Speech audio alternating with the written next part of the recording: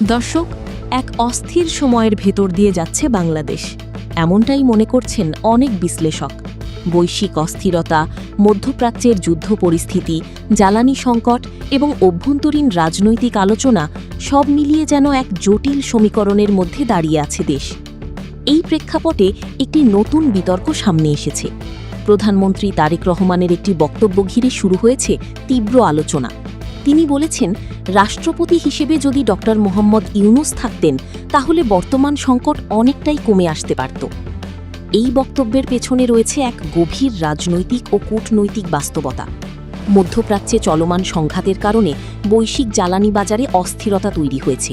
বিশেষ করে হরমুজ প্রণালীকে ঘিরে উত্তেজনা বিশ্বব্যাপী তেলের সরবরাহে বড় ধরনের প্রভাব ফেলছে। এই প্রণালী দিয়ে বিশ্বের একটি বড় অংশের তেল পরিবহন হয়, আর সেই পথ যদি বন্ধ হয়ে যায় বা নিয়ন্ত্রণের মধ্যে থাকে তাহলে তার সরাসরি প্রভাব পড়ে উন্নয়নশীল দেশগুলোর ওপর, যাদের মধ্যে বাংলাদেশ অন্যতম। বর্তমানে যে পরিস্থিতির কথা বলা হচ্ছে তা আরও উদ্বেগজনক। অভিযোগ উঠেছে, ইরান হরমুজ প্রণালী দিয়ে অনেক দেশের তেলের জাহাজ চলাচলে বাধা সৃষ্টি করছে। এমনকি বাংলাদেশের কিছু জাহাজও আটকে দেওয়া হয়েছে বলে বিভিন্ন মহলে আলোচনা চলছে। এর ফলে দেশের ভেতরে জ্বালানি সংকট তীব্র আকার ধারণ করেছে বলে দাবি করা হচ্ছে। এই সংকটের প্রভাব ইতোমধ্যে দৃশ্যমান। দেশের বিভিন্ন অঞ্চলে পেট্রোল পাম্পে তেলের সরবরাহ কমে গেছে, কোথাও কোথাও সম্পূর্ণ বন্ধ হয়ে গেছে। পরিবহন ব্যবস্থা মারাত্মকভাবে বিঘ্নিত হচ্ছে। গণপরিবহন থেকে শুরু করে ব্যক্তিগত যানবাহন সবখানেই দেখা যাচ্ছে অচলাবস্থা। শুধু তাই নয়, বিদ্যুৎ উৎপাদনেও দেখা দিতে পারে বড় ধরনের সংকট, কারণ দেশের বিদ্যুৎ খাতের একটি বড় অংশ জ্বালানি নির্ভর।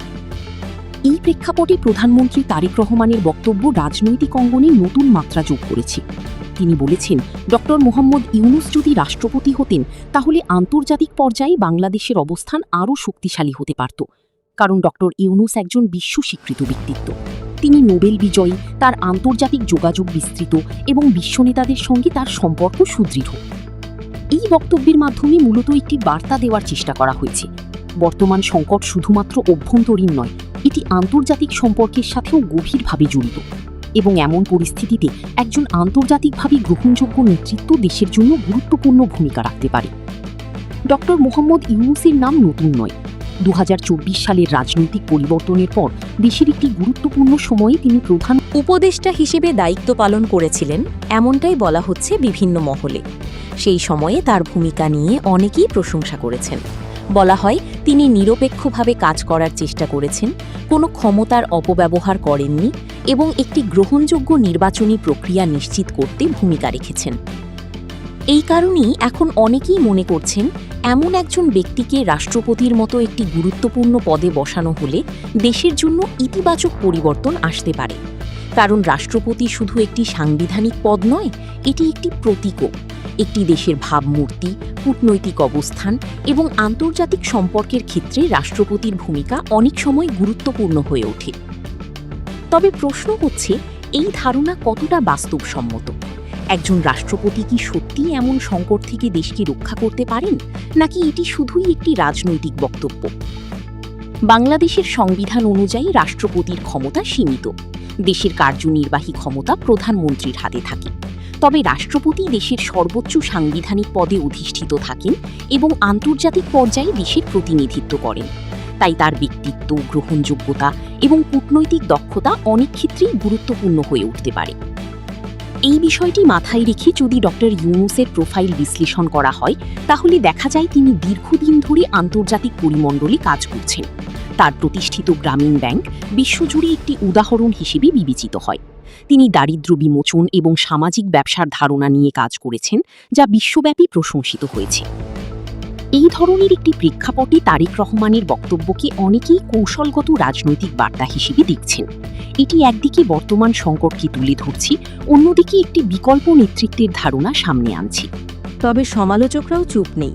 তারা বলছেন, বর্তমান সংকটের জন্য শুধু আন্তর্জাতিক পরিস্থিতিকে দায়ী করা ঠিক নয়। দেশের অভ্যন্তরীণ নীতি নির্ধারণ, জ্বালানি ব্যবস্থাপনা এবং কূটনৈতিক কৌশল সবকিছুই এই পরিস্থিতির জন্য দায়ী হতে পারে। তাই শুধুমাত্র একজন ব্যক্তির ওপর সব দায় চাপিয়ে দেওয়া বা তাকে সমাধান হিসেবে তুলে ধরা বাস্তবসম্মত নয়। আরেকটি গুরুত্বপূর্ণ বিষয় হল, হরমুজ প্রণালী নিয়ে যে আলোচনা হচ্ছে তা কতটা বাস্তব এবং কতটা গুজব সেটিও যাচাই করা জরুরি। আন্তর্জাতিক সম্পর্ক এবং সামুদ্রিক বাণিজ্য অত্যন্ত জটিল বিষয়। এখানে কোনো একটি দেশের একতরফা সিদ্ধান্ত পুরোপুরি কার্যকর করা সবসময় সহজ নয়। তবে সাধারণ মানুষের দৃষ্টিকোণ থেকে এই বিষয়টি অনেক সহজ। তারা দেখছে তেলের দাম বাড়ছে, পাম্পে তেল নেই, পরিবহন বন্ধ হয়ে যাচ্ছে, বিদ্যুৎ সংকট দেখা দিচ্ছে। তাদের জন্য এসব বড় বড় কূটনৈতিক বিশ্লেষণ নয়, বরং দৈনন্দিন জীবনের সমস্যা বেশি গুরুত্বপূর্ণ। এই বাস্তবতার মধ্যেই রাজনৈতিক বক্তব্যগুলো মানুষের মধ্যে প্রভাব ফেলছে। কেউ এটিকে আশার বার্তা হিসেবে দেখছেন, কেউ আবার রাজনৈতিক প্রচারণা হিসেবে দেখছেন। ডক্টর ইউনূসকে রাষ্ট্রপতি করার প্রশ্নটি এখনও একটি সম্ভাবনা হিসেবেই রয়েছে। এটি বাস্তবে রূপ নেবে কিনা তা নির্ভর করছে রাজনৈতিক পরিস্থিতি, দলগুলোর সিদ্ধান্ত এবং জনগণের মতামতের উপর। তবে একটি বিষয় স্পষ্ট, বাংলাদেশ এখন এমন একটি সময়ে দাঁড়িয়ে আছে যেখানে সঠিক সিদ্ধান্ত নেওয়া অত্যন্ত গুরুত্বপূর্ণ। জ্বালানি সংকট, বৈশ্বিক অর্থনৈতিক চাপ এবং রাজনৈতিক অস্থিরতা সব মিলিয়ে একটি চ্যালেঞ্জিং সময় পার করছে দেশ। এই পরিস্থিতিতে নেতৃত্বের প্রশ্নটি আরও গুরুত্বপূর্ণ হয়ে উঠছে। কে দেশকে সঠিক পথে নিয়ে যেতে পারবে, কে আন্তর্জাতিক পর্যায়ে দেশের স্বার্থ রক্ষা করতে পারবে, এই প্রশ্নগুলোর উত্তর খুঁজছে মানুষ। তারেক রহমানের বক্তব্য সেই প্রশ্নগুলোকেই সামনে নিয়ে এসেছে। তিনি একটি বিকল্প ধারণা দিয়েছেন, যা নিয়ে এখন আলোচনা চলছে। শেষ পর্যন্ত সিদ্ধান্ত যাই হোক না কেন, দেশের স্বার্থই সবচেয়ে গুরুত্বপূর্ণ। সংকট মোকাবিলায় প্রয়োজন সঠিক পরিকল্পনা, দক্ষ নেতৃত্ব এবং কার্যকর কূটনীতি। দর্শক, এই মুহূর্তে পুরো বিশ্বই এক অনিশ্চয়তার মধ্যে রয়েছে, আর সেই অনিশ্চয়তার ঢেউ এসে লেগেছে বাংলাদেশের তীরেও। এই পরিস্থিতিতে কী সিদ্ধান্ত নেয় দেশের নেতৃত্ব, কোন পথে এগোয় রাজনীতি, সেটিই নির্ধারণ করবে ভবিষ্যৎ। ডক্টর ইউনূস কি সত্যিই সেই পরিবর্তনের প্রতীক হতে পারেন, নাকি এটি শুধুই একটি রাজনৈতিক কৌশল? উত্তর সময়ই দেবে। আপনি কি মনে করেন, এমন একজন আন্তর্জাতিকভাবে পরিচিত ব্যক্তিকে রাষ্ট্রপতির আসনে বসানো উচিত, নাকি দেশের বর্তমান কাঠামোর মধ্যেই সমাধান খুঁজে নেওয়া উচিত? বর্তমান পরিস্থিতিকে আরও গভীরভাবে বিশ্লেষণ করলে দেখা যায়, বাংলাদেশের সামনে যে সংকটটি দাঁড়িয়ে আছে সেটি শুধু সাময়িক কোনো সমস্যা নয়, বরং এটি একটি বহুমাত্রিক চ্যালেঞ্জ। জ্বালানি, অর্থনীতি, কূটনীতি এবং রাজনীতি সবকিছু মিলিয়েই তৈরি হয়েছে এই জটিল বাস্তবতা। আর এই বাস্তবতার মধ্যেই নেতৃত্বের প্রশ্নটি সামনে চলে এসেছে আরও জোরালোভাবে। বিশ্ব রাজনীতির বর্তমান প্রেক্ষাপটে মধ্যপ্রাচ্য একটি অতি গুরুত্বপূর্ণ অঞ্চল। এই অঞ্চলের অস্থিরতা মানেই বিশ্ববাজারে অস্থিরতা। তেলের দাম বৃদ্ধি, সরবরাহে ব্যাঘাত, পরিবহন খরচ বেড়ে যাওয়া সবকিছুই একে অপরের সঙ্গে সরাসরি সম্পর্কযুক্ত। বাংলাদেশ যেহেতু একটি আমদানি নির্ভর জ্বালানি অর্থনীতি, তাই এই ধরনের সংকটের ধাক্কা এখানে বেশি তীব্রভাবে অনুভূত হয়। এই মুহূর্তে দেশের সাধারণ মানুষ যে ভোগান্তির মধ্যে পড়েছে তা অস্বীকার করার সুযোগ নেই। পরিবহন সংকট শুধু চলাচলের সমস্যা নয়, এটি সরাসরি অর্থনীতির ওপর আঘাত হানে। পণ্য পরিবহন ব্যাহত হলে বাজারে দ্রব্যমূল্য বেড়ে যায়। কৃষিপণ্য থেকে শুরু করে নিত্য প্রয়োজনীয় জিনিস সবকিছুর দাম বাড়তে থাকে। ফলে নিম্ন ও মধ্যবিত্ত মানুষের জীবন আরও কঠিন হয়ে ওঠে। বিদ্যুৎ খাতেও একই চিত্র দেখা দিতে পারে। জ্বালানির ঘাটতি মানেই বিদ্যুৎ উৎপাদনে ঘাটতি, আর বিদ্যুৎ সংকট মানেই শিল্প কারখানায় উৎপাদন কমে যাওয়া, কর্মসংস্থানে প্রভাব পড়া এবং সামগ্রিক অর্থনৈতিক প্রবৃদ্ধি থমকে যাওয়া। এই বাস্তবতা দেশের ভবিষ্যৎ উন্নয়নের জন্য একটি বড় হুমকি হিসেবে দেখা দিতে পারে। এই জটিল পরিস্থিতিতে কূটনৈতিক দক্ষতার গুরুত্ব অনেক বেড়ে যায়। আন্তর্জাতিক সম্পর্কের মাধ্যমে জ্বালানি সরবরাহ নিশ্চিত করা, বিকল্প উৎস খোঁজা এবং সংকট মোকাবিলায় সহযোগিতা আদায় করা এসবই নির্ভর করে নেতৃত্বের সক্ষমতার উপর। এখানেই ডক্টর ইউনূসের প্রসঙ্গটি আবার সামনে আসে। তারেক রহমান যে বিষয়টি তুলে ধরেছেন সেটি মূলত আন্তর্জাতিক গ্রহণযোগ্যতার প্রশ্ন।